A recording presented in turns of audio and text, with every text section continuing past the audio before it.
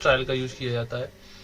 तो और इस वीडियो में हम समझेंगे कि कौन से मजिस्ट्रेट इसका ट्रायल करते हैं, कितने समय के अंदर आपको चेक लगाना होगा, कितने समय का डिमांड नोटिस सामने वाली पार्टी को देना होगा, कितने समय के अंदर अंदर आपको पेमेंट सामने वाली पार्टी को देना होगा, और कितने इसमें अगर किसी जो साक्ष्य लिए जाते हैं वो शपथ पर लिए जाते हैं कि बिना शपथ के लिए जाते हैं, और इसमें दोष मुक्ति की अपील कहाँ होती है और दोष सिद्धि की अपील कहाँ होती है, इस कंडीशन को भी समझेंगे। सबसे पहले स्टार्ट होता है कि ये मामला कैसे कोर्ट के अंदर दाखिल किया जाता है। तो ये मामला परिवाद पर दाखिल किया जाता है। ऐसे अगर आपकी इसमें 142 क्लॉज 1 पढ़ेंगे तो उसमें लिखा है कि जब किसी व्यक्ति के संग मतलब चेक लेने वाला और धारक द्वारा, इन दोनों के द्वारा लिखित परिवाद पर मामला संचित किया जाता है कोर्ट के अंदर। लिखित परिवाद पर मामला संचित किया जाता है कोर्ट के अंदर।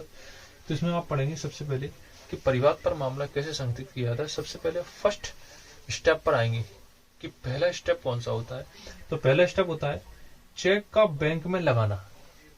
हम सीधे सिंपल तरीके से पढ़ेंगे कि चेक का बैंक में लगाया। किसी व्यक्ति ने कोई चेक उसके पास है तो उसने बैंक में लगाया। तो सबसे पहली बात ये आती है इधर कि कितने समय के अंदर अंदर आपको चेक बैंक के अंदर लगाना पड़ेगा। तो 6 महीने के समय के अंदर अंदर आपको चेक बैंक में लगाना होगा। ये दिया गया है, आप देखेंगे बैरेट में खोल के तो 138 में दिया गया है। 138 के शायद इसके प्रोवाइजो ए परंतु के ए में दिया गया है ये वाली बात कि जब कोई चेक किसी को दिया जाता है तो उसको बैंक में 6 महीने के अंदर अंदर प्रस्तुत करना होता है। पहला पॉइंट होता है चेक का बैंक में लगाना। तो 6 महीने के अंदर अंदर बैंक में लगाया जाता है। उसके बाद सेकंड स्टेप आता है कि चेक में 2 कारणों की वजह से, जैसे हमने पिछली वीडियो में देखा था, 138 की पहली वीडियो में देखा था कि चेक बाउंस जब कर दिया जाता है तो उसके लिए 2 कारण होते हैं। सबसे पहला कारण क्या कहता है, सबसे पहला कारण कहता है 138 का, सबसे पहला कारण कहता है 138 का कि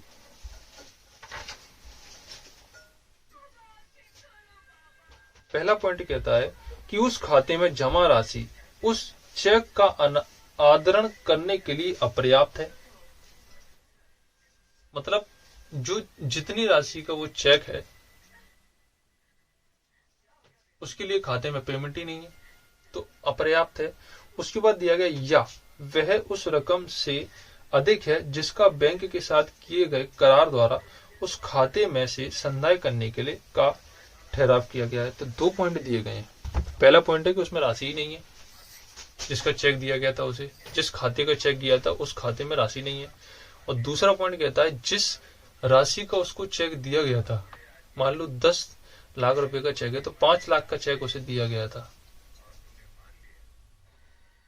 नहीं 10 लाख का चेक दिया गया था, उसके खाते में 5 लाख रुपए हैं। तो ऐसे 2 पॉइंट आते हैं। उसके बाद आते हैं कि चेक बाउंस हो गया, मतलब चेक मेमो लगाकर बैंक वाले बैंक में मेमो लगाकर उसके पीछे अटैच करके और चेक वापस कर देते हैं कि हमारे खाते में आपके बैंक जिस खाते का आपके पास चेक है उसमें इतनी पेमेंट नहीं है। ऐसा कुछ मेमो तैयार करके सामने वाली पार्टी को दे देते हैं। तो वो क्या कहता है, जब उसको वो मेमो और वो मिलता है तो लेने के बाद सबसे पहले जिसने चेक दिया था उसको डिमांड नोटिस दिया जाता है। कितने समय के अंदर अंदर दिया जाएगा, ये 30 समय के अंदर अंदर दिया जाएगा। 30 दिन के अंदर अंदर डिमांड नोटिस दिया जाता है। अगर आपका ये 30 दिन का समय निकल जाता है तो उस कंडीशन में क्या होता है, उस कंडीशन में होता है कि आप 6 महीने के अंदर अंदर चेक लगा रहे थे बैंक के अंदर, तो 6 महीने के अंदर अंदर बैंक में दोबारा चेक लगाकर आप डिमांड नोटिस के लिए दोबारा मेमो लेकर दोबारा 30 दिन का समय गेन भी कर सकते हैं। उसके बाद और जी डिमांड नोटिस जारी किया जाता है, अगर legal point of view legal भाषा में देखें तो उसको कहा जाता है लीगल लेखीवाल के लिए। किसके लिए, लेखीवाल के लिए वो जारी किया जाता है डिमांड नोटिस। यानी लेखीवाल के लिए यानी जिसने उस चेक को लिखा है, यानी लेखीवाल। उसके बाद आता है दूसरा स्टेप, उसमें लिखा है मिलने के मतलब डिमांड नोटिस उसको मिला, जिसने चेक दिया था लेखीवाल को डिमांड नोटिस मिला। डिमांड नोटिस मिलने के 15 दिन के बाद लेखीवाल पेमेंट करना होगा। सीधी सी बात यह है कि 15 दिन के अंदर अंदर अगर डिमांड नोटिस उससे मिल जाता है, उससे 15 दिन के अंदर अंदर उसको पेमेंट करना होगा। अगर पेमेंट नहीं करता है तो अगले स्टेप पर आएंगे हम। एक बात तो आती है कि लीगल एक्शन लेंगे, उसके लिए परिवाद दाखिल करेंगे, लिखित परिवाद दाखिल करेंगे कोर्ट में। और सेकंड ऑप्शन आता है कि उसने अगर स्वीकार कर लेता है तो फिर उसका समन कर दिया जाएगा। और समन कैसे होगा, तो सेक्शन 147 में दिया गया है कि वो मामला समन भी कर सकते हैं, आप समझौता कर सकते हैं। उसके लिए सेक्शन 147 को आपको पढ़ना पड़ेगा। उसके बाद अपन पढ़ेंगे कि लीगल एक्शन। तो लीगल एक्शन के बारे में आए अपन। लीगल एक्शन आगे पढ़े कि 30 दिन के अंदर अंदर सूट दाखिल करना पड़ेगा, यानी 30 दिन के अंदर अंदर आपको कोर्ट में सूट दाखिल करना पड़ेगा। सीधी सी बात यह है कि लीगल एक्शन मतलब लीगल एक्शन लेने की बात आए तो मान लो 15 दिन के अंदर अंदर तो उसने आपको पैसे नहीं चुकाए, उस कंडीशन में आप आगे स्टेप आएगा कि 30 दिन के अंदर अंदर न्यायालय में सूट दाखिल करें। पैसा नहीं आया, 15 दिन हो गए, तो आप 30 दिन के अंदर अंदर सूट दाखिल करें कोर्ट के अंदर। हाँ, सबसे पहली बात मैं ये बता दूं कि जो ट्रायल चलता है, पूरा जितना भी ट्रायल चलता है वो 6 महीने के अंदर अंदर खत्म करना होता है।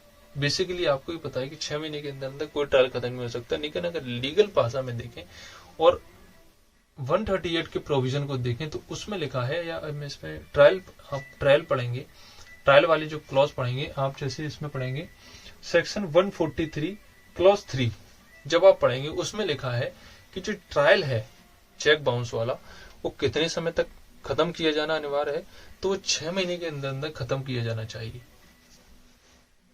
इसके बाद अपन आएंगे कि जैसे हमने लीगल मतलब सूट लगा दिया, सूट लगाने के बाद क्या होता है, परिवाद, लिखित परिवाद पर फाइल करना होगा। तो लिखित परिवाद 2 व्यक्तियों के द्वारा फाइल किए जाते हैं।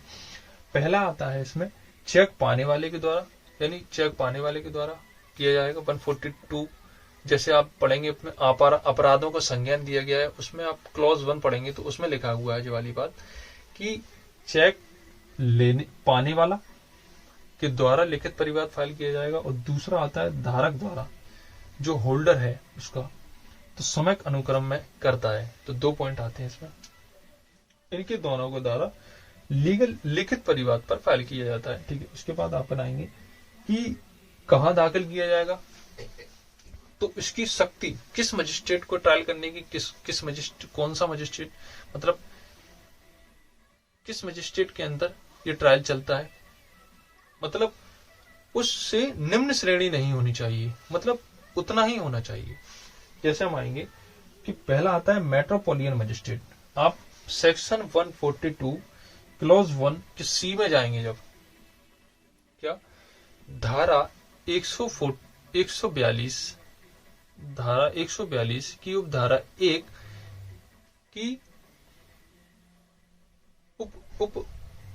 उपविधि जब पे आएंगे आप, उसके भी सी पे आएंगे, उसमें लिखा है कि इसके लिए विचारण करने के लिए कितने लेवल का मजिस्ट्रेट, मतलब कितने लेवल की होना चाहिए, उससे निम्न श्रेणी नहीं होनी चाहिए।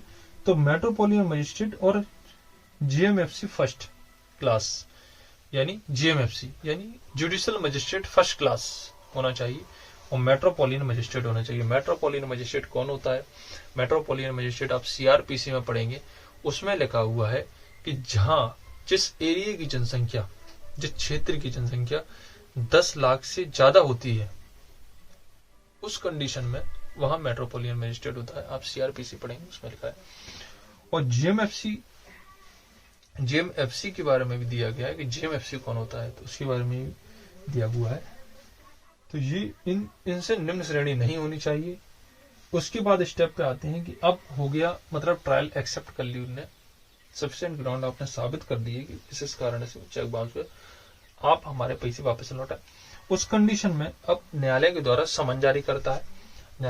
न्यायालय जब समन जारी करेगा तो उसके बारे में 2 पॉइंट आते हैं कि अब वो प्ली करना चाहता है, मान लो अब वो स्वीकार करना चाहता है, तो उस कंडीशन में भी अगर वो पैसे चुका देता है तो वापस हो जाएगा मामला।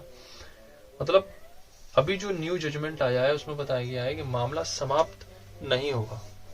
एक शायद जजमेंट आया है, वो जजमेंट भी मैं आने वाली वीडियो में या मेरे शॉर्ट्स में मैं आपको बता दूंगा या मैं आने वाली वीडियो में आपको बता दूंगा। इसमें कहा है कि प्ली करने पर सजा सुनाई जाएगी। सीधी सी बात यह है, अगर उसने स्वीकार कर लेता है तो उसको 2 साल की सजा और जो चेक राशि होती है उसको दुगना उसको भुगतान करना होगा। तो पहली कंडीशन ये आती है। दूसरी कंडीशन ये आती है कि अगर वो नहीं करता है तो उस कंडीशन में फिर शपथ पर साक्ष्य होते हैं। शपथ पर साक्ष्य के लिए आपको सेक्शन 145 में जाना पड़ेंगे। सेक्शन 145 कहता है कि शपथ पर साक्ष्य किए जाएंगे। उसके बाद आएंगे शपथ पर साक्ष्य कैसे किए जाएंगे। सबसे पहले होता है एग्जामिनेशन ऑफ चीफ, मतलब मुख्य परीक्षण होगा। सबसे पहले उसका मुख्य परीक्षण किया जाता है कि कौन कौन से तथ्य उसके द्वारा कहे गए, कि किस किस तथ्य को वो कहना चाहता है। उसके बाद फिर उसका क्रॉस एग्जामिनेशन होता है, मतलब प्रति परीक्षण किया जाता है। उसके बाद जब आएंगे अपन स्टेप आएंगे तो फिर होता है आर्गुमेंट की। जब आगे डेट लगती है तो तर्क की डेट लगती है, आर्गुमेंट की डेट लगती है। उसके बाद फिर आएंगे तो 2 पॉइंट फिर आते हैं कि उसकी दोष मुक्ति की जाएगी कि दोष सिद्धि की जाएगी। तो 2 पॉइंट आते हैं। अगर दोष मुक्ति की जाती है तो दोष मुक्ति हो जाएगी, वो बरी हो जाएगा, और दोष सिद्धि आती है तो उसको सजा सुल जाएगी 2 साल की, और चेक की राशि के दुगने से जुर्माने से दंडित किया जाएगा, दोनों से।